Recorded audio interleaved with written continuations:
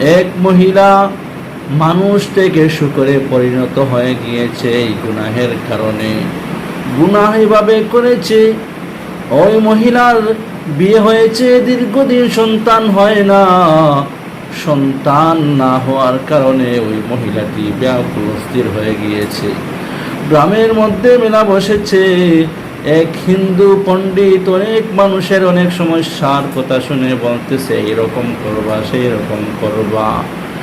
যখন ওই মহিলাটি সন্তান না হওয়ার কথা বলছে, তখন হিন্দু বলতেছে, তোমার বাড়িতে কি কোরআন আছে?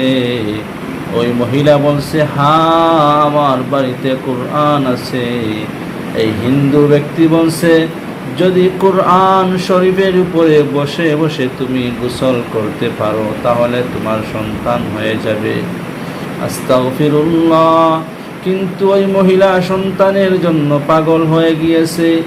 বাড়িতে এসে শাশুড়িকে বলতেছে, মা, এভাবে হিন্দু পণ্ডিত বলছে কোরআনের উপরে বসে বসে যদি আমি গোসল করতে পারি, তাহলে আমার সন্তান হবে। এই কথা শুনে শাশুড়ি মা বলতেছে, না না, তুমি এমন কাজ করতে পারো না।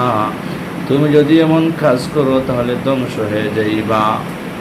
কে কার কথা শুনে সন্তানের জন্য যখন অন্ধ হয়ে গিয়েছে, একদিন হঠাৎ শাশুড়ি মা রান্নাঘরের মধ্যে রান্নার সময় পায় না বিদায়, যখন গোসলখানার মধ্যে গেছে, দেখে ওই জায়গার মধ্যে কোরআন শরীফ পড়ে আছে, আর একটি পাশে শুকর বসে আছে।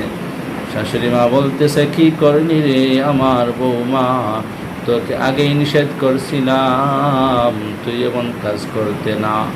বাল হুয়া কুরআনুম মাজিদ, এটা হলো আল্লাহর কুরআন শরীফ, কিতাবুল্লাহ। এই কিতাবের সাথে বেয়াদবি করলে তোমরা এই দুনিয়ার মধ্যে ধ্বংস হয়ে যাইবা। খাসিরাত দুনিয়া ওয়াল আখিরাত, দুনিয়া এবং পরকাল উভয় জাহান বরবাদ হয়ে যাবে। এই কাজ করার কারণে ওই মেয়েটি, ওই মহিলাটি কোরআন শরীফের উপরে বসে বসে গোসল করতে গিয়েছিল, আর এই গুনাহের কারণেই ওই মহিলাটি শুকরে পরিণত হয়ে গিয়েছে।